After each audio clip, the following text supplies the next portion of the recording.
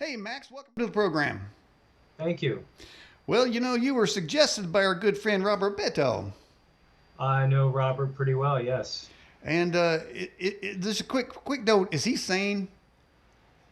Robert, absolutely. He's very sane. He's very sane. Okay. All right, thought we just checked it out. Hey, he's a prophet though, man, because he's in the live chat right now, and he put a thing in there. He says Daniel's going to say something about California. How did he know? How does he know? And anyway, so Mexico, he says hello, Max. Hello, Robert. Well, it's good to have you on the program. This is your first go round here. Hopefully, you will survive. We'll do our best to make sure that you do. But tonight we're going to talk about Cydonia and the face on Mars. But before we do, Max, just give us a brief kind of bio, and then introduce yourself to our audience, who you are and what you're about. Okay. I'm 47 years old. I was born and raised in Philadelphia, in the suburbs. I grew up working in a machine shop that my father built. And a long story short, I ended up with taking over his business. And around 2005 or so, I started measuring Cydonia, and that's how it all started. It was just a simple, let's try and see what happens, and it took me places. Okay, so you measured it. How do you go about measuring it? Well, it was an interesting story the way it happened. My father had drafting tables, so I was no stranger to engineering on a small scale and measuring things, and we were talking on a forum online. You've heard of space.com, and back in the early 2000s, their forum was quite popular. So I just wanted to try. I mean, all the talk was that Richard Hoagland had done these measurements, and there was this message to be found, but nobody ever tested his measurements. So I simply took what was available at that time, which was like 2001, 2003, somewhere around there, which was just scans of the old 76 data, low resolution, and I printed them out and put them on the drafting table. Mm-hmm. And I was getting results. It was working, but the data was so small, the tolerances were low, and all at the same time, a friend of mine introduced me to Photoshop, or he saw I was working on Photoshop and what I was working with. Mm-hmm. And he said to me, "Did you know there's a measuring tool in Photoshop?"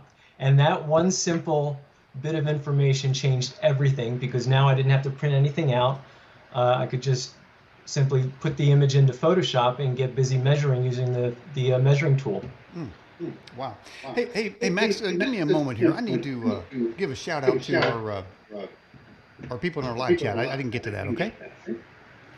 All right, let me welcome to the program Gary Kidwell. Rose is back with us. Max is in the live chat, so is Mr. McDuffie81. Cactus Pat's in the live chat. Jack Psychosis is there. Mickey V. Truth in Treasure is in there as well. Put Yahweh First and Mexico Unexplained. Ozymandias in NIK. Reload Skidmark. Granny from Florida, official grandma. Pink Pineapple 79, Southern Boy. Mokes Rokes for you. Plowers in the live chat. Doreen 8951. Randy Holden's in there. David Burnell. Scott Richardson. Dale Santiago. PK Carves. Australian Ben. Scotty. Raul Sanchez. PGLF 1982. Chad 10. Overbuilt. And of course, Jade, our moderator. Well, Max, when you talk about measuring, I think of things of like a tape measure, but mm-hmm. You say you were using Photoshop. Now Photoshop does have a reputation of things being photoshopped. So how do we know you didn't Photoshop the numbers, come up with a conclusion? Well, anybody can. That's the whole point. And I've never asked anybody to believe me. Do the work and know it for yourself. That's the whole. Mm-hmm. Independent verification is the cornerstone of all science, right? Mm-hmm. You have to be able to do it yourself to know it's true. If something isn't true, it isn't going to be self-evident, and that's the whole crux of it, isn't it? Mm-hmm. Self-evidence. So we hold these truths to be self-evident, that there is a face on Mars. Sure. We know it's self-evident through the geometry and the proofs that fall out of the measurements. Mm-hmm.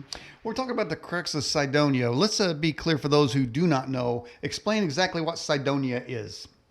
Cydonia, the quickest way to explain it is it's a lesson unto itself. That's what I learned through studying it. The history of it, though, is in 1976, NASA released a photo and claimed that a couple days or weeks later, they took another image and the face went away. It was all a trick of light and shadow, which, as it turns out, is indeed true from a certain point of view.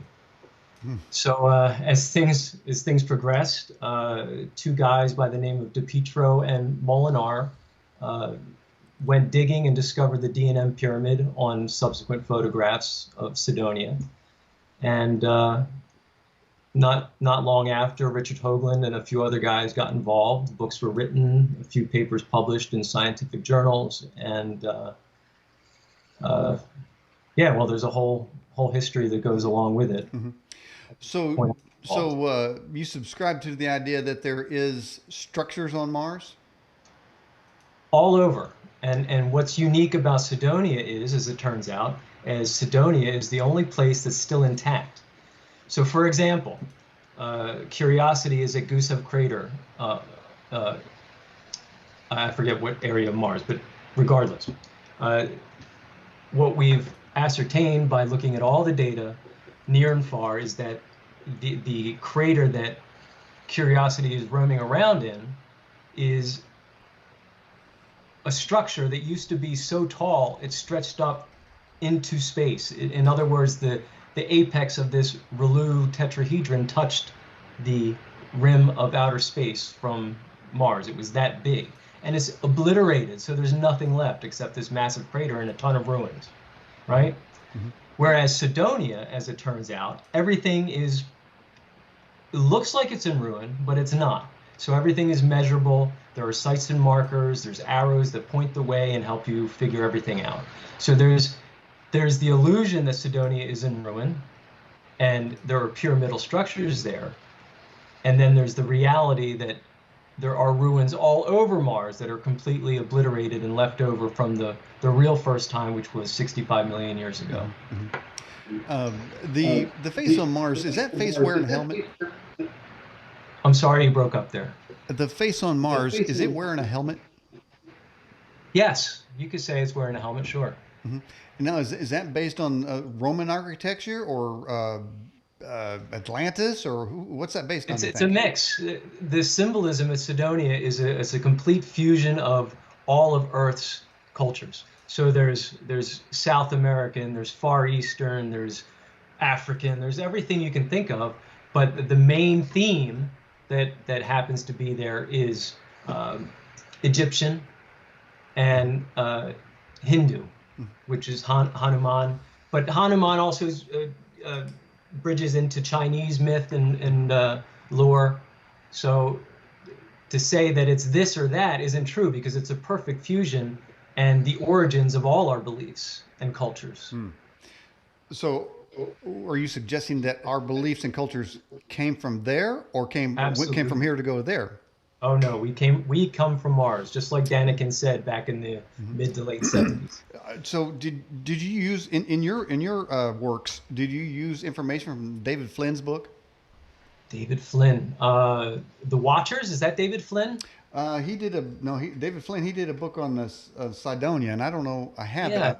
I think he was part of the website though, The Watchers, and he was terrific. He did a lot of good referencing back and forth between the symbolism at Cydonia and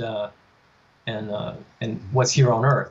And one of my favorite things that he did, if I remember correctly, was linking the word Cydonia to the quince. They're both in the same genus family, right? And just cross-referencing between the apple of creation, or the apple of Eden, when Adam ate the apple, right? Mm-hmm. Okay, all right. So he links them really nicely together. The Cydonia being the quince, and the quince being the apple. Well, so that's what I remember the most about David Flynn. And didn't he pass away? Yeah, he's no longer with us. I think he's now residing in a structure on Mars. All right, let's get to a question for you. This from Put Yahweh First out of live chat. It says, are you aware of bases on Mars established by DARPA Project Pegasus? I've heard of it. I'm not buying it. Not yet. I don't think it's time for us to be there yet. Mm-hmm. This whole thing has been a giant ritual. So do I believe in conspiracies? Yes, but I need to see evidence and proof, and we have none as of yet insofar as that claim. Why do you think they're okay? Let's just say that that is a face in the structure.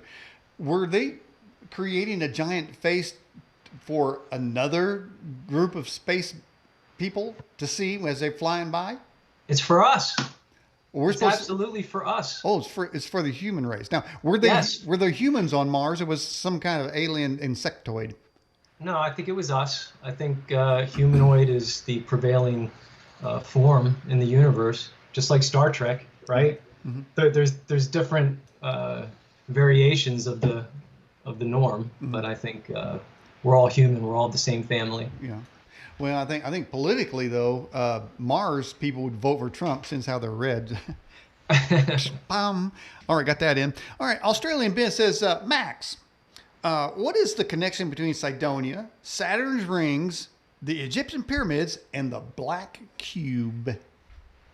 I would say the physics. You got to say the physics. That's what connects it all is the physics, right? Okay, well, I mean physics. Does that make Okay, sense? so Australian Ben physics. Okay, okay, let's a little bit more in physics because that's kind of an innocuous So term. give me the question one more time. Well, okay, maybe I mean perhaps you're right. But so what is the connection between those things and Yeah, Cydonia? absolutely. If I was to give you an answer, I would say the physics, and the physics is just like Nassim Harriman always says, everything is connected. We're all one. All for one and one for all. Yes. Okay. Okay. Let's get a question. This is from our Fast Blast, as we call it, from Curious. In one of Zachariah Sitchin's books, he states that one of the Anunnaki was banished to Mars after a flight for the throne and a monument was built in his honor. Could that face be, or could that monument be the face? In part, yes. But Cydonia tells us the history and tells us exactly what's going on. So 13,000 years ago, or 16,000 to 17,000 years ago, they arrived, they set up shop and prepared everything for this 17,000 year ritual that we're just coming to the end of now. So the Anunnaki, the Nephilim, all those guys were here 17,000 years ago through the first time, which was 13,000 years ago. That's when civilization began, the first time, was wiped out, and then came back again about 8,000 years ago. And we've progressed since then. And who are those groups again? Off the top of my head, the Nephilim, the Anunnaki, who else is, nobody else I mean, is. it sounds like there's a whole group of people, but it seems to me, Yeah. I got a question for you. All right. The Anunnaki, the Nephilim, and the Martians walk into a bar. And no, that's, hang on. We'll wait after the show for that one. Okay. All right. Doreen says, Max, do you have any info on Nibiru?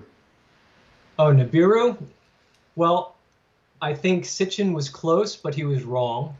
The extra solar system body that we're talking about is actually a dwarf, a brown dwarf star. So our sun is not alone. We're actually a binary star system. And through Cydonia, it's one of the explicit predictions that I can predict exactly how long the orbit is, exactly where it is right now. If we point NASA's WISE telescope in the right direction and look, we'll find it. And so Sitchin was right, but he was wrong. It wasn't a planet of, I wouldn't call it a planet of the crossing so much as a planet of the cross. If that makes sense. Okay. All right. Rose says, Max, what do you know about the secret space program in my labs? I know what you know, and not much more. I do very little research on it, I know and everything. what I learn, I come across through my interactions with people like you. Okay. You know, we had a guest on the program that said that the Earth or that the Moon and the Sun are tethered, and they're actually not out there. There's a space shuttle, and they've got Well, you're laughing, man. This is totally plausible. People in live chat back me up. Did we not hear? He said there's like a rope, and it goes out to this sun object, but it's really not like way out there. It's like closer to the Earth, and then they reel it in at night. I don't know, and that's a different. That's a different thing there. Australian Ben, get back to the connections. He says if physics is connections. Cydonia, Saturn's ring, the Egyptian pyramids, and the black cube. We've got to get to that. Does that mean that the Earth physics are replicated on Mars and are not unique? Yes. Yes. I would say our whole solar system is kind of a nursery where the physics works for us. Mm-hmm. But now is the time when it's working the best because of our alignment with the galaxy, mm-hmm. which is now a perfect 60 degrees. And what happened I always use this as a reference, what happened in the 1960s, what was the biggest thing to really begin to transform the planet? It was the peace movement, right? And 60 degrees is all about peace. That's what I keep telling people. That's what's coming. Wait. Where was this peace alignment? What are you talking about here on Earth? Yeah, 1960s, right? What was the 60s famous for? Doing dope. Peace. Yeah, peace and love, right? That was the big. It was more like drugs and hippies. I don't know. Oh, sure, peace, love, and rock and roll, right? Well, you got to be careful going down that road because those 60 hippies are the fathers and mothers of the anarchists that are burning our cities down. So I don't know if that's really a good. Perhaps from a certain point of view, maybe. I think I'm pretty close because. Anyway. So anyways, peace and love and dope and stuff. All right, let's get to another question. Oh, by the way, I know what goes on Mars stays on Mars, but when did Mars turn into a barren planet? 65 million years ago. Mars used to be the moon of a much larger planet called Planet 5 or Planet V. Mm-hmm. And 65 million years ago, this planet exploded in Mars's face, which is why Mars is 20 kilometers thicker on one side than it is on the other. Mm-hmm. That's what gave us the asteroid belt. And that's what really wiped out the dinosaurs and the super high-tech civilization that existed back then.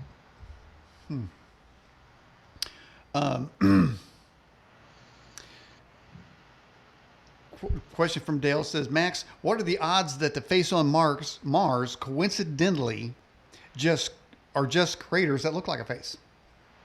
0. Those are the odds. 0. You don't believe in coincidences? No, it's not. You can do the work. It's a proof.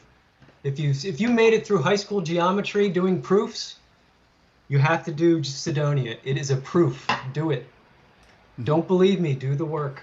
Who built the pyramids, Max? The Anunnaki, the Nephilim, mm-hmm. the people who came in 16,000 years ago. Mm-hmm. Mm-hmm. From a biblical standpoint, are those the sons of God it refers to? I think so, yes. Do you, in your research for, in fact, I have you're probably seeing a green screen, but that's, as you know, that's not what people are seeing. Mm-hmm. But I got a copy, it looks like of your book, the top of it says, The Crux of Cydonia, Truth, Light, and the Face on Mars. Right. Does that have information that gives like the chronological time frame of Mars from when it was inhabited? Yes, but go to the second book. Go to Crux 2020. Don't use the first book. Oh. Okay. Oh. So I mean, the first book is just more detail, and I would say not as well articulated as the Crux 2020. The Crux 2020 is condensed, more better articulated. That's the word. Okay. All right. Now, of course, the face that I'm showing right now, it appears to be a male figure. In that culture, did males rule the planet? I don't know. Was there any evidence of that up on Mars? I really have no idea. I would imagine it would vary with the physics going from matriarchal to patriarchal societies, but I don't know. Okay, is that face, which seems to be a focal point because it does have one of the most obvious things that a casual observer could see and say, hey, that looks like a face to me. The other objects seem to be eroded. If if the erosion was taken away, what would we see? Would we see pyramids? Would we see Hilton Well, hotels? that's my argument. That's been my argument from the very beginning, is that it's not in ruin. There's nothing wrong with them. It's all artscape. It's gigantic, massive art. All of it is split-faced art. Okay. Let's get to another question for you. This is from Life Station Express. It says, Max, are you talking about the time during the gap theory? Gap theory? I don't know what gap theory is. All right. Jade, if you want to look that up, or somebody look it up real quick so I don't ruin what a gap theory is. That could be different people. Oh, your Life Station Express, if you can clarify a little bit. Okay. And put Yahweh first, says, Max, any plants, animals, water, or atmosphere on Mars now? Probably. I would say definitely probably. That is there still a frozen cap on Mars?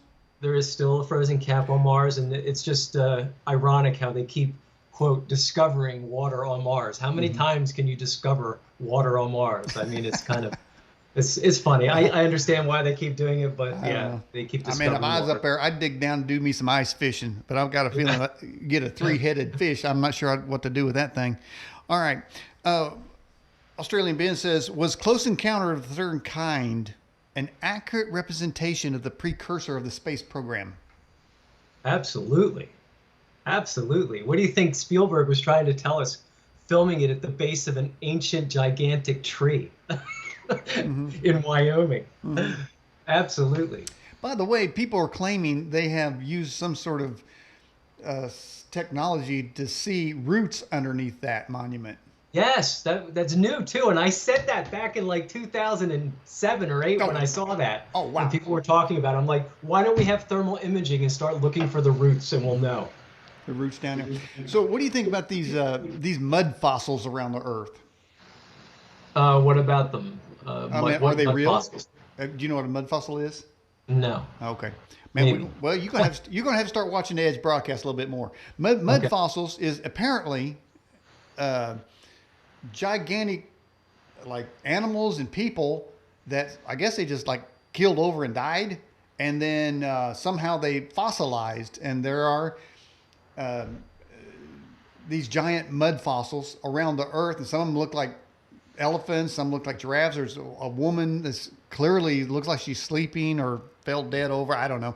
Pretty interesting stuff. Are they millions of years old? Is that what you're saying? I don't know how old they are.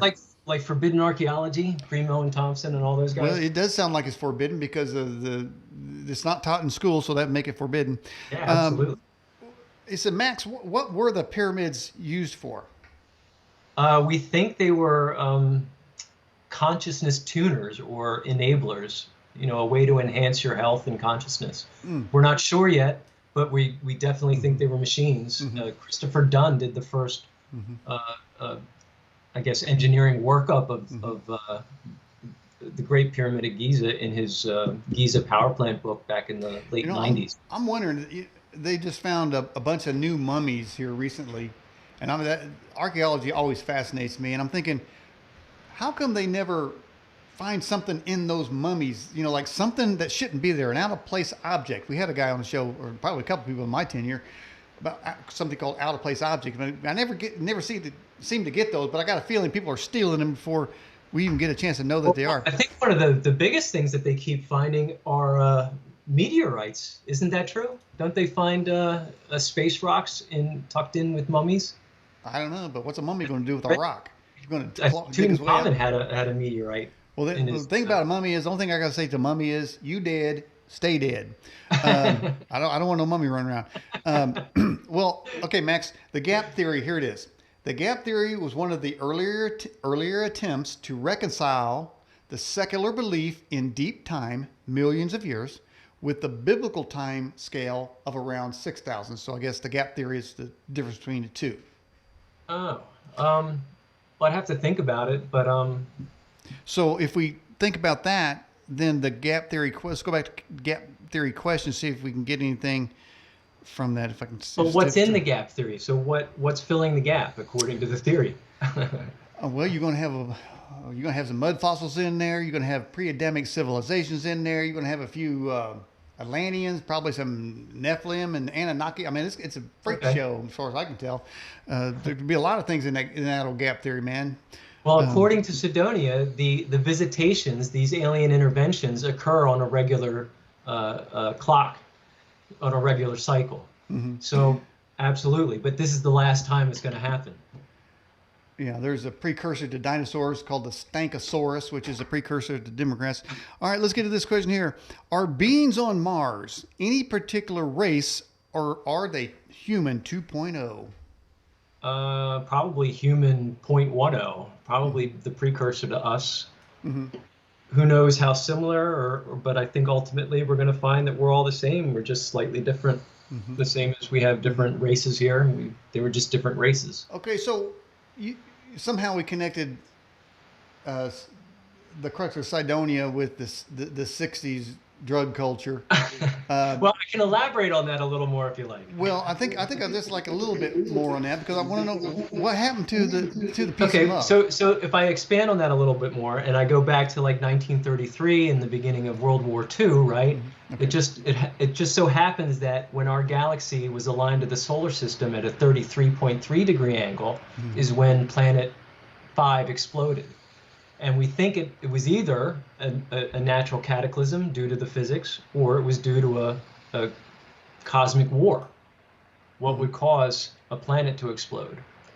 So, given what we know about history and the numbers and what they relate to, it's just we think that these harmonics produce these traits or these behaviors in humans, in civilization. So it's kind of like astrology on a massive scale. So you have the bigger picture astrology, and then you have your personal astrology. Does that make sense? Not a bit. What's that got to do with the 60s? So I'm saying these angles, these geometries create harmonics that resonate with our consciousness. So in other words, if you're swimming in a symphony of Bach versus swimming in a symphony of Twisted Sister, is going to enhance how you feel and how you act and how you behave. Okay. So are you saying the 60s were more in tune with that frequency? To a degree. I'm not saying that that's the answer. I'm just using as an example. So what is about the 60s? Okay, so what happened to let's say, for instance, the song "Get Together" by the Young Bloods? You know, where they say, "Come on, people, now smile on your brother." Sing with me. Everybody get together, try to love one another right now. But now we got try to murder one another right now. What happened? We have to realize we were just entering the beginning of the end. So it. Wait a minute. Hold it. Yep. The Doors. This is the end. All right, go ahead. So things take time. It was just the beginning. These things have to, they have to bloom, they have to grow, and the threshold has to be reached and then crossed. So. Well, I'm going to reach me some. Everything doesn't happen at once, all good things to those who wait. I'm going to reach me some threshold, man. I'm going to do me some threshold stuff. Okay, None of Your Business says, Max, why is the sun's surface 6,000 degrees, but farther away from the surface, the temperature jumps millions of degrees? Well, I don't know. You'd have to ask Nassim Haramein. He's the man to describe the physics in more technical terms than me. So after whatever the hell happened on Mars, did any of those people go underground in Mars?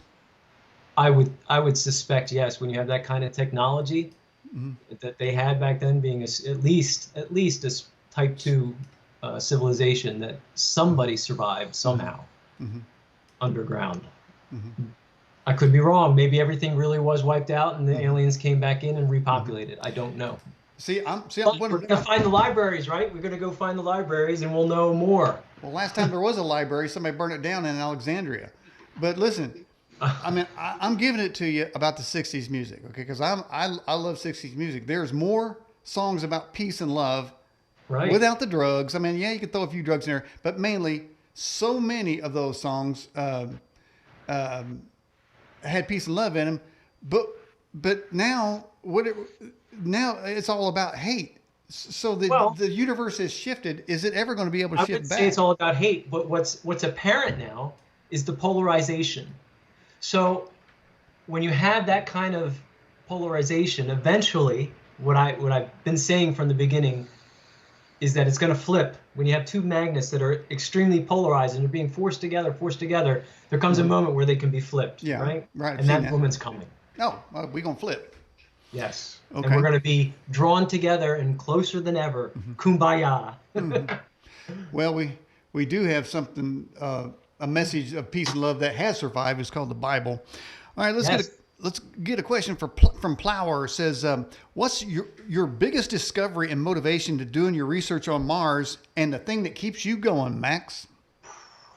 All of the discoveries. Like, we haven't even mentioned that the face is Armageddon. It splits up and unfolds on the geometry. So you have the entire battle of Horus and Seth playing out on the face. So it's Armageddon. It's the battle on the hill. I think that's a pretty big discovery. The Temple Mound geometry that signaled the place upon which to stand and watch the stars rise through the face in the D&M pyramid. You know, when the moon is in the seventh house and Jupiter aligns with Mars, then peace will guide the planets, and the Anunnaki is going to come down and kick some ass. Uh, but no, I may have started it, or you may have started it. But in the live chat, there's a people are putting their favorite '60s songs in there now, and I got to read it. Can I follow the chat? I don't think I can. Yeah, you I have can. my chat window up, but it's only you. No, you've got Skype up. You got to go to the Yeah. website Oh, okay. and then click on the live chat. I don't want to ruin anything. I'm not Okay, going okay. anywhere. So anyway, let me read to you. So here we go. Scotty says 60 to 71, best popular music ever made. We've got Aquarius, just mentioned that one. Somebody else said Deep Purple. Somebody said LSD and the Doors, so I guess that was it. Somebody said Iron Butterfly. So then somebody else says, who's your favorite singer, Elvis or the Beatles? So that's our question right now. Oh, we got Hang On Sloopy. Okay, I got to admit, I do like the guitar part of Hang On Sloopy. Okay, wait a minute. Does anybody want me to sing a song real quick while we're waiting for I get another question coming in? Truth and Treasure says, hold on, I'm coming. That's a song. So I guess you spurred a big conversation. And who knew that would come from the face on Mars?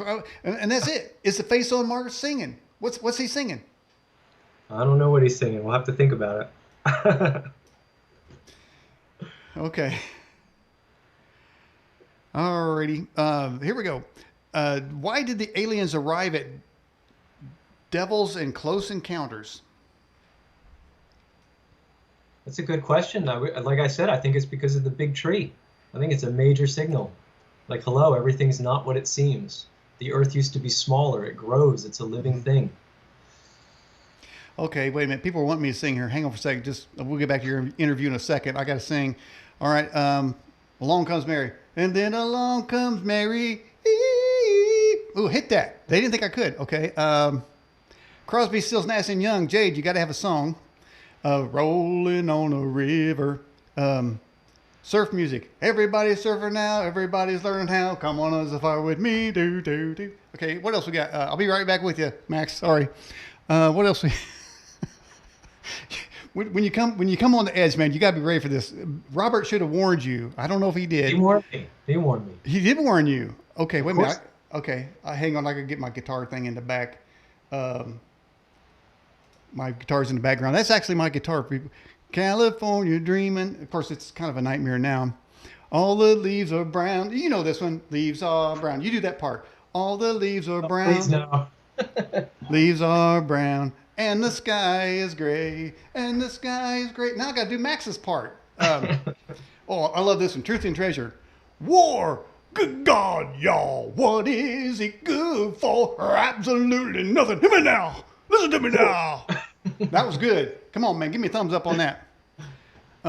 One more time. Whoa! Good God, y'all. Oh, you did. All right, we got Max singing. We got Max singing. Okay, any other song requests before we get back to our interview? This is not going to happen on any other kind of internet show, I'm telling you. Okay, well, all right, no more requests. Sing some B-52s. You got to have something that I wouldn't even know. Wooden Ships. Daggone, I don't know that one. All right, last final request. We're going back to, okay, all right, back to the show. Australian Ben, when the cataclysm strikes, are indigenous populations 9 out of 10 survivors? Is this why we lose history and can't explain who built the enormous structures? Yes. Absolutely, I agree with that. I think we're going to learn a whole lot more in the next several years as we get up there and really, like I said, find the libraries. Mm-hmm. That's what Richard Hoagland's been saying for the past 30, 40 years, and I keep saying it too. It's this, we got to find the libraries so we can learn what really happened. Now, Richard Hoagland was abducted, was he not? Was it what? Richard Hoagland was abducted?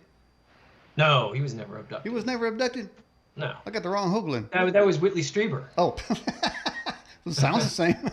Well, they all Whitley's been on his show. Maybe he should have got abducted. I don't know. All right. Did the U.S. go to the moon? Absolutely. Okay. And they're also, NASA's also the same people who started the lie that we didn't go to the moon. And why would they do that? Is because there's ruins all over the moon. Every landing site, if you take a closer look at the images, which anybody can go to and look at now, you'll find ruins, blocks, mm-hmm. sculptures, mm-hmm. lots of sculptures. Mm. Somebody asked, where do you think the libraries are located? A good place to start is always 19.5 degrees. So just go to the ruins and just start digging. I'm sure there's technology that somehow survived. Mm-hmm. Mm-hmm. People say that the Nibiru is going to be flying back around our way. There is no Nibiru. There's a dark star out there. It orbits once every, 39,000 years. Now that's going to piss half the internet off, saying there's no Nibiru. Do you know how many? Do you know how many books and CDs? The truth is the truth, even if you're a minority of one. Do you know how many people have been on this program saying there's a big old planet called Nibiru? Well, tell them to read my book. I can predict exactly where it is. Thanks to Cydonia. Cydonia. Okay, now that goes back to your measurements, which you made in Photoshop. Right. Yeah. Okay. Oh, no, not saying nothing. So, is there a such thing as a Martian? Is that a good term to call them? Why not? Sure, we're Earthlings. Mm-hmm. Mm-hmm. But we're all humans. Okay. If somebody is underneath Mars' surface right now, are they building ships and are they going to attack us like War of the Worlds? No. Once you reach a certain level of awareness and consciousness, there's no more need for destruction. And mm-hmm. Okay. All right, Max. Where are you in that level of consciousness? I'm ready to get on with it. Let's go. It's time to get over it and get on with it. Okay, Max, as I look out across the land, I'm not seeing vibrations happening. Wait a minute. I'm picking up good vibrations. She's giving me excitement. But do you know what the big prediction? Did you get to the end of the book? Do you know what's supposed to happen on the winter solstice this year? No, hit me. Betelgeuse is going supernova. That's the apocalypse. That's the big event. Okay, Max. I'm with it. What's the time frame for that? Winter solstice, 12/21/2020. Be there or be Wait square. a minute. I'm writing this down. Okay, hold on. You don't have to. It's in the book. Well, I got the PDF file, and I don't want to look it up. I keep showing notes here. Okay. When is it? 12/21/2020. The winter solstice. This year. Yes, sir. The old Beetlejuice is going to blow up. Yes. Okay. It'll be the ultimate symbolic depiction of Orion/Osiris being destroyed. When I think of Beetlejuice, it reminds me there's this beetle out there, believe it or not, that has the capacity to shoot 2 different chemicals out and cause a fire. Have you ever seen that? No. Yeah, I don't know what that beetle's called, but I would call that Beetlejuice. I think it's the only entity anywhere that can do that. It has two different chemicals in its thorax and shoots them, and you see a little puff of smoke, a little fire. And I'm thinking that right there, in the evolutionary terms, could be why the movie with the fire-breathing dragon that was in it, that there could have been back in the day, there could have been fire-breathing dragons. They could have had those same two chemicals on a larger scale. The movie was called Reign of Fire. All right, it's a good show. I like it. All right, let's get to another question for you, Max. Do you believe in the biblical rapture? Yes, but that's going to be us going up into heaven, Okay. going up in our own ships and going to Mars and beyond. So, have you taken these Anunnaki, Nephilim, Martian stuff, all and intertwined it with biblical references or history or texts, and see that there is do they complement? Do you use any of that to make your case? Yes, but it's all Egyptian, and the Bible is what I use, without going in depth into all the other books, the Quran, and the Vedas, and all that. So and all I did was simply match them up with the images, which are found on the geometry. Okay, I got a screen grab on up there showing now. It's Mexico Unexplained. I was interviewed by Robert Beadle. Click here. So how did your interview with Robert go? It was good. It was a long time ago. That's what I remember. So I think it was like 2012. Now it takes a lot to get the old Beadle, to get him all fired up and get him laughing. So did you get him laughing during the show? I don't recall. All I can tell you about Robert is he's been a terrific friend, a terrific find on the internet, a confidant, somebody who understands what I'm trying to get across, and I appreciate him. I appreciate him for that. He's been a great sounding board. The Egyptians seemed that they had a really good culture going there. What happened to them? The physics happened again. So I don't know exactly what happened to them, but for whatever reason, the physics doesn't agree, and civilizations will rise and fall until they can break that cycle, until the harmonics, the resonances are right. Okay. Question, is Elon Musk going to build ships to escape this cataclysm and journey into the rapture? There's no cataclysm coming. The cataclysm is light years away for us to sit back and watch and enjoy as the night becomes day.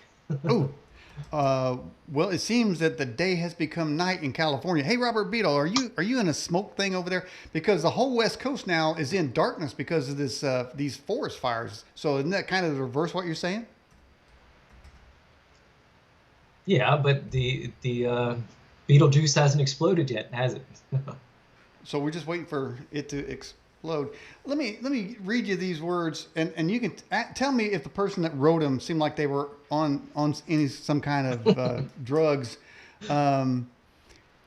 He wear no shoes shine. He got toe jam football. He got monkey finger. He shoot Coca-Cola.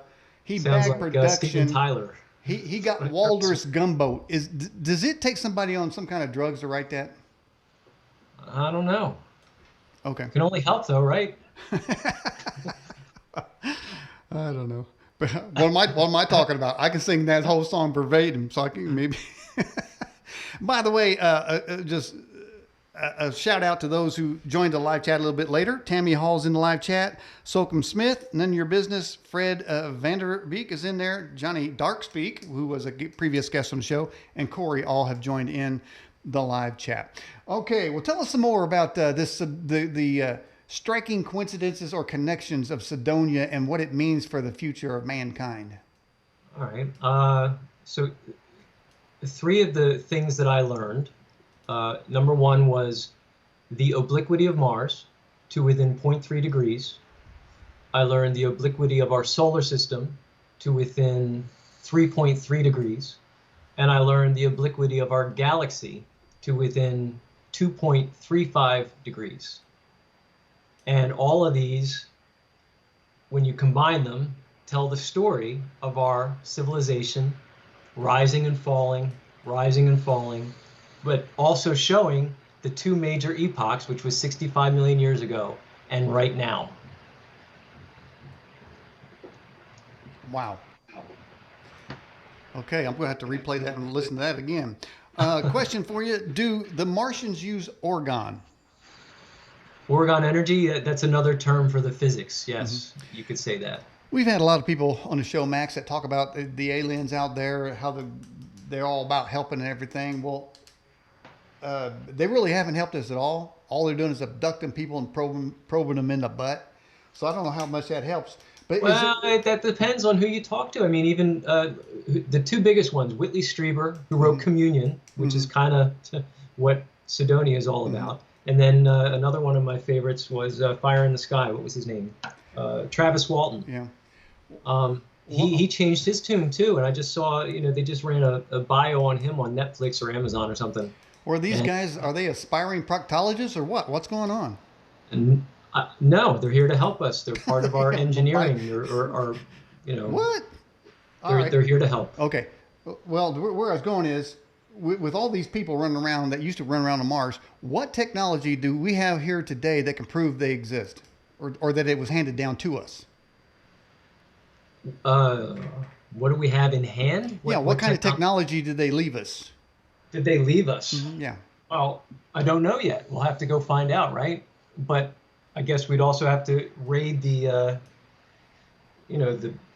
closets of the Pentagon and the deep state and find out what they already retrieved. I mean, we went to the moon, we did a reconnaissance mission, so we have something at least. And who says we didn't go back to the moon and retrieve more? Mm-hmm. Some claim that there are glass structures on Mars. Are you familiar with that? It turns out, we believe, we have yet to get the pictures because it's not time yet, but the entire eastern side of Cydonia is made of glass or mirrors. And would you believe that we don't have any images of Cydonia with the sun shining from the east, except a pre-dawn image of the face, which shows an incredible albedo, which means it's highly reflective, and one of the pyramids in the city square, which is lit from the east, and it shows Hanumanji, and it's a really cool reflection. During Mars' heyday, how many, what would you call them, citizens? How many people inhabited that planet at its top? Just the planet, or the whole solar system? No. Well, let's just stay with Mars right now. Well, I don't think in terms of, when I think back to what might have been or what was at that point, I think of a civilization of probably trillions of people, probably hundreds of trillions of people living in underground spaceships, wherever they wanted to live. You wouldn't be confined to Mars. All these comets and I don't want to say asteroids, but a lot of the asteroids and comets are really derelict spaceships. That's how they got here. That we started.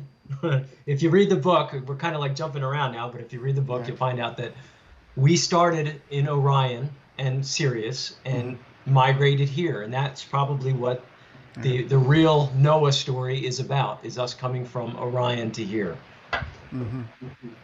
Okay. P. Carey says, Max, will there be an Antichrist? Will there be an Antichrist? I think Trump is playing that role right now. Okay. And I think it's just a game. I think he's playing a game. I don't think anything is real right now. And one of the things I keep telling everybody is nothing is what it seems. We're being lied to about everything. And well, I would agree with that. And I think it's best to keep an open mind and try not to prejudge. Just roll with it. Surf with the waves. Okay, so speaking of getting lied to, is California, the California West Coast fires that seem to only be residing in the continental United States and stops at the border, are those fires being started by lightning strikes, or are they being started by arsonists? I suspect it's DEWs, directed energy weapons, which is again, a part of this technology, a part of this physics. Is Trump doing that? I doubt it. Okay. Well, I mean, I figured like an No, Antichrist. I mean, I don't know. I have no, I have my notions just like He's an everybody else. Wouldn't Antichrist want to do that? Burn shit up? Well, I think the Antichrist is more of I a. mean, the man comes from a fiery place. You'd think he'd be all about burning stuff up. I think it'll all become clear. I hate to speculate, but I think he's playing a role. I don't know yet. We'll see. It'll all become clear. It'll become obvious. It shall be revealed. Yep. You think it'd be more revealed if, say, somebody started taking ayahuasca? No. Okay, so okay, all right. Well, Although I'm not opposed to hallucinogenics, I think they're an important part of what should have been an important part of our growth and consciousness, and it was ripped away from us for, I think, what we will soon discover to be sinister reasons. But there it is. Somebody asked the question, why would they target the Californicators? And of course, I really don't know. But I don't know. But if you, where do you live at, Max? Philadelphia, right outside of. Oh man, look at that! You in the city of love. Brotherly love, baby. Yeah. Go Eagles. Are they going to kneel on Sunday? I have no idea. But no, man, I would like to believe that it's the city of love. It may have been at one time. I guess it still is. Is it safe to walk down the street there? I've never been there. I haven't been downtown in a long, long, long time. So I really don't know. And I don't watch the news anymore, so I wouldn't know. Good for you. Good for you. I got a feeling our guest next week is going to be talking about removing toxicity out of one's life will probably include the news. And there's a balance. There's got to be a balance. Well, I mean, should you read the news because people are marching down to your neighborhood, or just ignore it and hope that they don't? Nobody really knows the answer to that. So I don't want to know myself. All right, let's see what I got. So if anybody has a question for Max, you just put it in the live chat and it'll be taken over here to me. All right, Max, what else we got what else striking coincidence going on between Mars, up the structures on Mars? Oh. Well, the last thing that I discovered was the tracking of our solar system obliquity. And wait, whoa. Now I need to know that. I can't even say that word. Ubiquity? Obliquity. So the Earth. What the hell is that? You know, the Earth is angled from the ecliptic by 23.5 degrees, right? Okay. So Mars is also tilted. Well, let me back up. So Earth only wobbles. It rotates back and forth on that angle by about 2 or 3 degrees. It's minimal. All right. So we go from like 24.5 degrees to 22.5 degrees. That's nothing. Mars goes from 30 degrees all the way down to 60 degrees and back again. Okay. The solar system also tilts, and it has a whopping tilt of 70 degrees. And it takes millions and millions of years for one cycle to complete. And that's what this whole thing has been about, is our solar system getting to this angle, this harmony with the galaxy, so that we can finally get to where we want to be, which is to the stars and beyond, and thrive. Why do we want to go to the stars, Max? Because we want to thrive. We want to wonder. We want to explore. Right? The condition the human race is now, do you think that we ought to be going to other planets with the shape we're in right now? I promise you, December 21st, 2020. Now, it's coming. on that day, what day is that? Is that a Friday? I don't know. But I'm going to be thinking about you, and if something doesn't happen, Max, I'm going to be a little bit upset. I'm going to be upset too. But remember, it's not me, it's Cydonia. It's Cydonia. And picking the date was like, well, if it's going to happen, if I got to pick a date, that's the date I'm going to pick. So give me a plus or minus, like what? You tell me, plus or minus how many days? 3 days. That's all I got. So I was thinking, good, 3 days. We'll say 3 days. Okay. All right, man. We're going to give you a bubble of 3 days, okay? I'm glad you appreciate what I'm trying to say here. So that was perfect. 3 days, plus or minus. All right. Dale Santiago says, Max Kasich, are you a truther? For 9/11, yes, absolutely. But I saw a meme in my Facebook just today. It said, "Building 7 didn't kill itself." Dr. Judy Wood, read her book. It's the only complete forensic analysis available. Yeah. Nobody else has done it. Even the new, what is it called? Richard Gage's movement. They did it more through the court system, and they finally got some results. But seemed like we had her on years and years ago. what happened to her? God. I don't know, man. We had the guy that wrote Loose Change on. He was the very first, I think, to put something out there. We had him on twice, so that was a good deal there. Put Yahweh First says something. I guess this is particular to your city. Can you send him a Geno's cheesesteak? He's just nobody who lives in Philly eats Geno's. Like, I'll go down to my corner sub shop, like my corner pizza shop, and get you a real cheesesteak. Is a cheesesteak is cheesesteak keto? If it's keto, then I can eat it. No, it's not keto. Oh, it's definitely not keto. I don't even know what keto is, but cheesesteaks ain't keto. Keto's where you get to eat all the meat you want, man. Just can't have no snacks. Trying to lose some weight. All right. So are you planning to leave before 12/21? I mean, what's your prep? Now you got 3 days either way, but right. How are you prepping for that? I'm not prepping at all. I just can't wait to see what happens. I don't know what to prep for. It's just going to be a light show, a fantastic, amazing light show. Okay. I'm good with some light shows. But everybody's going to be talking about Cydonia before it happens. Where do you see the tempest that it creates? Mm-hmm. Australian Ben says, did tactical nukes bring down the Twin Towers? No. Well, according to Dr. Wood, it was DEWs, and I think her analysis is spot on. Mm-hmm. All the evidence that she brings in and the picture she paints is DEWs, directed energy weapons. Mm-hmm. DEWs sounds like a good bar and grill, man. Man, I'm heading down to DEWs, dude. Okay. All right, so we got Cydonia. Now, I've always been fascinated with the face on Mars. Now, of course, you know this. The NASA scientists say it's nothing but just a mountain that. No, remember what they said. It's a trick of light and shadow, and that's exactly what it is. Mm-hmm.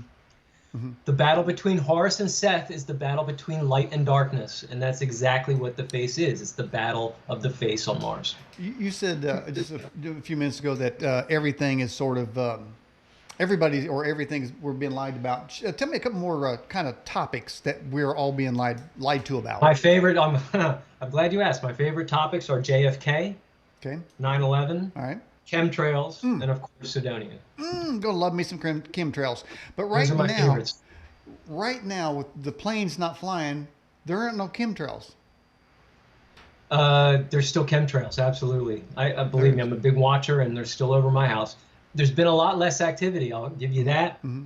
But you're still seeing cymatic patterns in the clouds, and you're seeing the chemtrail clouds being spread out and pushed around. Mm-hmm. It's not as heavy as it was, maybe, but they're still out in force. What do you think their purpose is for chemtrails? Depopulation? No, I think my best guess is they're trying to mitigate the results of the physics. In other words, the effects of the physics. So the planet is heating up, and so are all the other planets in the solar system, as NASA's been saying for the past 30 years. So they might be trying to mitigate that effect by covering our atmosphere with these metal aerosols. Mm-hmm. So that's my hope. My fear is that they're doing something like that, depopulation, or you don't know. Until we know, we don't know. Mm-hmm. All we do know is that they're spraying something. That's not how condensation works. If you think that's how condensation works, you better go back to high school and take earth science again. Mm-hmm.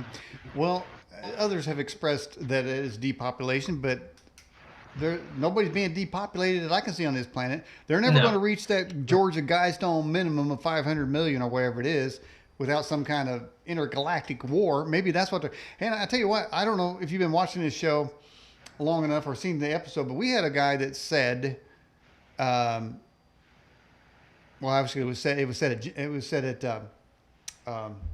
in Branson by a speaker that I had on the show. So clarify that. Said that the chemtrails is to reduce the temperature of the Earth because the aliens live in a cold planet and they want to come here and they want to be more comfortable. What do you think about that? No, I disagree. Why It's not? all about us. Sounds it's not good. about the aliens. The aliens are there to help us. So anything we're doing here is for us. It's not for them. Where they're not doing it for themselves. It's all about our civilization. Okay. Now, do you believe in aliens per se, or you think they're all this sort of Anunnaki and Nephilim type people running around? I'm not sure anymore. I think we're going to learn a whole lot in the years to come. It'll be interesting to learn. I don't know. I think obviously I think aliens are real. The question so is, now we've got a third class of people. We've got the Anunnaki, we've got the Nephilim, and the aliens. And the Nordics, right? There's so many. And There's so the many. Nordics.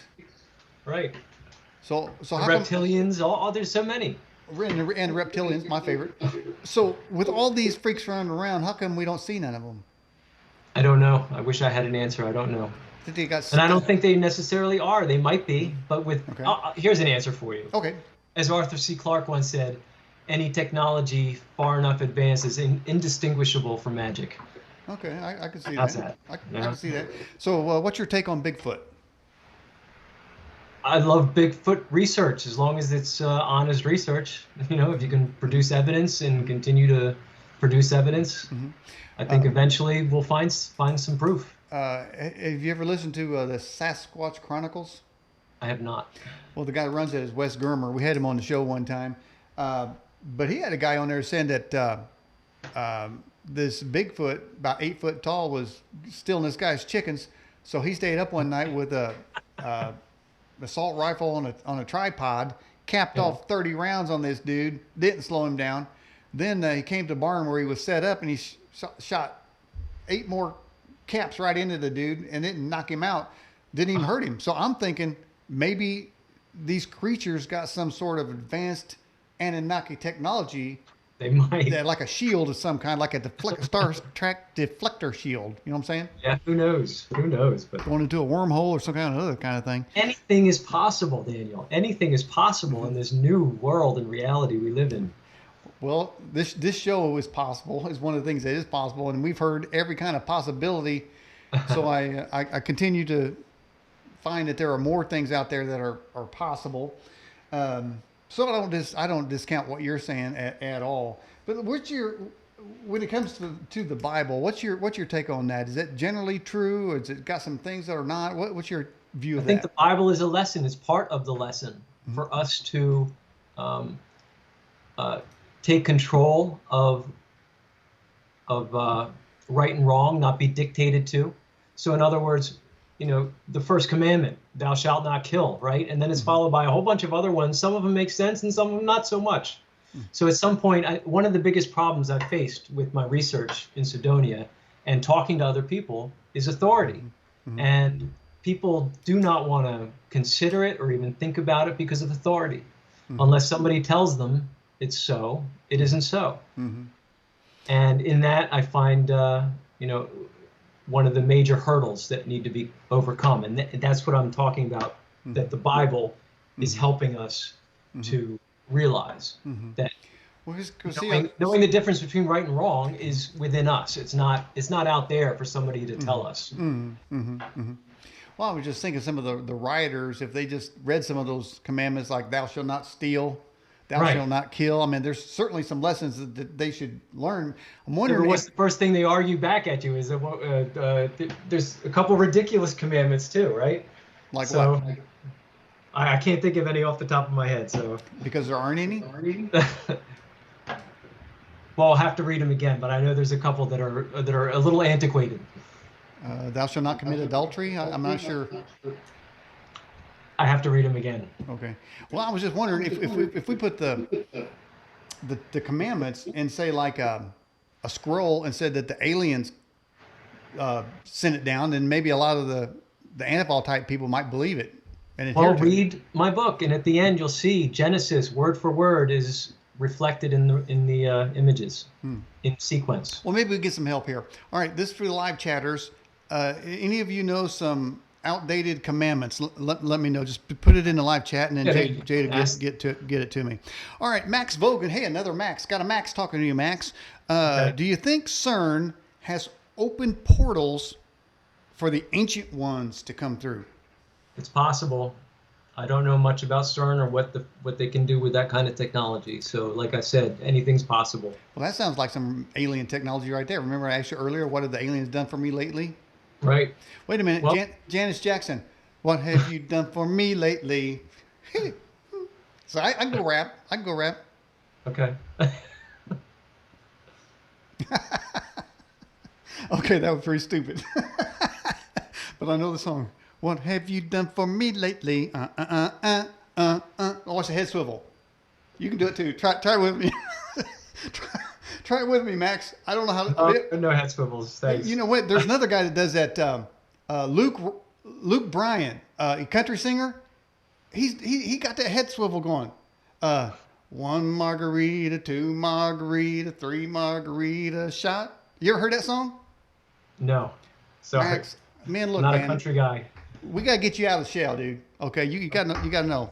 All right, let's see what we got here. So that was our CERN question. Put Yahweh first says, Max, when Betelgeuse explodes, what's it going to do to us? Nothing. It's going to be well, I wouldn't say nothing physically, but mentally it's going to be the awakening. It's going to be the moment that everybody realizes what it was all about the past 13,000 years. Well, I have some awakening every time I drink a cup of Starbucks coffee. Oh, I stay away from Starbucks. Too expensive. Mm-hmm. Wait a minute, aren't they got like, don't they got like vibrations and stuff, cool stuff like that? Not that I'm aware of. Okay. All right. Oh, here you go. This is from Mexico Unexplained. Do you think the government will spray the skies with chemtrails the day of the star explosion in December? Probably. It won't stop us from seeing it, though. Now, are we going to see this thing? Is it going to be so big we don't need to have a telescope? Correct. And if I had a super telescope, could I zoom up on the moon and see the rover? No, I don't think so. How come? I don't think you would have enough magnification to see the rover itself. Well, that's sad. But there's plenty of people are imaging ruins with their telescope. Not as small as a couple meters per pixel, but enough to see the big structures. Yeah. Mm-hmm. All right, so somebody's going to download your PDF file of your book, man. What lesson are they? What's the couple big takeaways that they're going to find out? That Cydonia is all about the apocalypse. That the face on Mars is Armageddon. That it doesn't just mean something; it means everything. It's the way, the truth, and the light. The face on Mars is a symbolic representation of our sun, our consciousness, and the real physics that drives it all. Well, now that's odd because Jesus said, I am the way, the truth, and the light. Well, the face hangs on a cross. So you're saying the face on Mars is Jesus? Yes, and Horus. Yes, absolutely. Is Horus a whore dog? Who's that? I don't even know who that is. Horus is the Egyptian equivalent to Jesus. He also had a virgin mother. He also had 12 disciples. He also had, line it up, Jesus versus Horus, identical. Okay, so see, when somebody tells me, okay, so you said the face is Armageddon, but it looks like a bunch of rocks. I don't understand how that face is. You have to do the geometry and do the images. Is it a nuke? You'll find out, huh? Is it a nuke? I mean, how's that Armageddon? Is it going to blow up? What are you talking about, man? No, it's a series of images that unfold on a specific geometric pattern. So in other words, the geometry of the D&M pyramid superimposed on the face, coupled to the cross, reveals Armageddon on the reflections. And it's all sequenced exactly on the lines of the D&M pyramid. Okay. I think we got that. So the story of Horus and Seth. I mean, Horus turns into a hippopotamus. Seth's testicles are cut off. Horus's eyes cut out. Whoa! The intervention of Isis. All that transpires on the face in the images, and it's moving. So it's kind of like a stop motion. You know, the whole story plays out. Wait a minute, man. We got to go back to the testicles. What now? Yeah, there's a story. Somebody's the story cutting of off? Horus and Seth, and it's a very specific. Horus and Seth, are they like gay or what are they? I mean, what's that guy doing with the other No, guy's there's testicles? light and darkness, light and shadow. Horus and Seth. The Why is he final cutting off battle the other guy's between good and testicles? I don't get it. Is he gay? What do you mean? No, these are the two gods. What do you mean? Are they gay? Well, you said he You've cut never off heard the of guy's Horus and Seth? You said The you said Egyptian he cut off gods? his testicles, man. What am I supposed to think? That's part of the story. You have to read the stories, and you'll understand. But yes, Seth's testicles are cut off. He regains them because Isis gets involved. What does he do? It's complicated, but it's. What does he do with them, Max? What does he do with them? He gets them back. That's what he does. He gets them back. They're gonna be a mess, dude. No, he grows them back. Sew them back on. I'm not even sure where we're going with this conversation, man. But that don't make no sense. But anyway, everything else seems pretty good. All right. Question: were the DEWs used to wipe out houses, directed energy weapons, used to wipe out houses in California? From the evidence I've seen, it looks like it. Yes. Are they trying to stir insurrection or a civil war in this country, Max? I think they're trying to bring out the worst in us. Yes. That doesn't seem very hard anymore, does it? No. But luckily, God has a plan. Okay, and I was going to say, and I'm glad you mentioned that, because it just seems that the reason it's so easy because God isn't in these people's lives, and so any kind of crazy idea that one could imagine they are doing. I mean, just really, and so burning up forests doesn't seem like it would be out of their realm of doing stuff. So, but anyway, that remains to be seen. I don't understand why they don't fly drones over these California forests and then look for the hotspots and find out who's lighting them on fire. Yeah, I don't know. Same reason we don't know who's spraying the chemtrails. Is it George Soros? Is it that guy? I think it's a little deeper and bigger than Soros. Seems like he's behind every kind of creepy thing there is. I mean, look at the guy. He looks like a freaking zombie, man. Like a crypt keeper. I'm more inclined to look for people whose names we don't know. Mm-hmm. Have you ever seen an alien or a UFO? No. I thought I saw a UFO once, but after I gave it some thought, like a couple hours later, I'm like, no. There wasn't good enough evidence in my mind to keep saying I thought I saw a UFO. Mm-hmm. Mm-hmm. Do you have plans to write another book, Max? Not at the moment, no. But when you were writing this book, you got pretty enthused about it from what I can tell. Yes, this last writing was extremely exciting. I thought I was done, and then it turns out I wasn't, and that's when the pieces kind of fell into place at the end. There are a lot of geometries and degrees and different things like that. Do you ever worry that the layman would not be able to internalize or decode what you're saying? Define a layman, because really, honestly, the geometry I've done is remedial. It's a high school level. It's not complicated. Mm-hmm. I didn't even use trig. I cheated. Mm-hmm. I used redshift. Mm-hmm. Mm-hmm. So do you, with the degrees and things that I saw in there, do you have like underneath those a quick decipher of what you just said? Like say you just have like a page of stuff and then something at the bottom, almost like a cheat sheet, said, this is what this means? Well, I hope so. I hope the whole book is that how it's written? Yeah, I hope so. Every graphic should be standalone. We mentioned We mentioned in the first hour about the black cube. Is the black cube come anywhere into your research? The black cube is the tesseract or the physics. In other words, it's knowledge of the physics. The singularity, like all the energy of the universe is in a proton. So that is the tesseract, is that knowledge. Mm-hmm. It's not a thing, it's a knowledge. Mm-hmm. And what can be brought out of that box. Mm-hmm. Mm-hmm. Okay. What else we got here? All right, tell us some more about the book here. I'm going to put you on the screen. It's all you right now. More about the book. How do people get it? What about your website? Stuff like that. Okay. So go to my website, maxtheknife.com, and the new book is the first picture you see. Just click on it. It takes you right to the PDF. And do me a favor. Donate something. The book is free, given to you. Through all my efforts, 15 years of hard effort. So donate something through that PayPal, paypal.me/crux2020, and be creative. Give me like $1.95 from 19.5. Just give me something. I don't care. If everybody gives me something, we'll be cool. Give me $10 or give me 10 cents. Whatever. Just give me something. Well, I love that because you're just flat out saying it. Give me something, man. That is shockingly honest. It is, Max. And just for that, people ought to just give you something, man. Give me. I don't care. Just give me something. Okay. So we were talking about the commandments earlier. Now I'm looking through them here, and you can tell me which one is outdated or whatever. I don't know. I'm assuming they're in chronological order.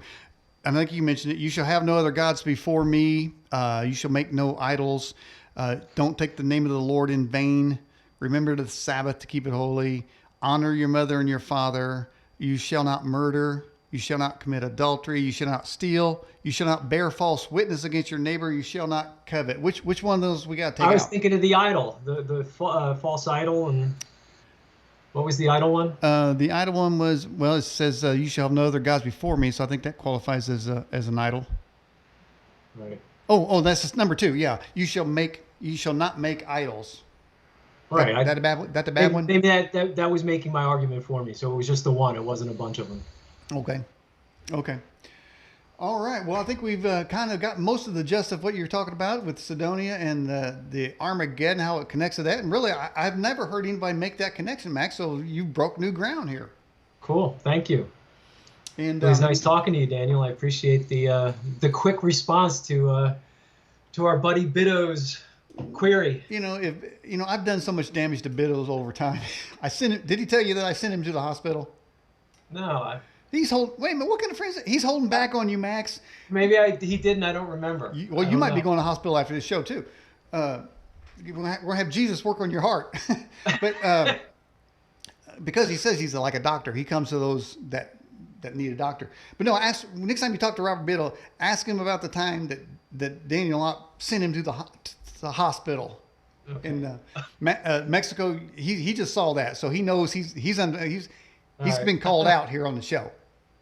Very well. I'll ask him. Okay, Max, I'm going to let you go. I appreciate you coming on the Edge broadcast. Can we have you on again sometime? Oh, please. Thank you so much for having me. All right. Did you make it through my quips okay? I think so. Okay. I'm still here, right? Pinch me. Okay. And you got your message out, right? I hope so. Yeah, donate something. Anything. Anything.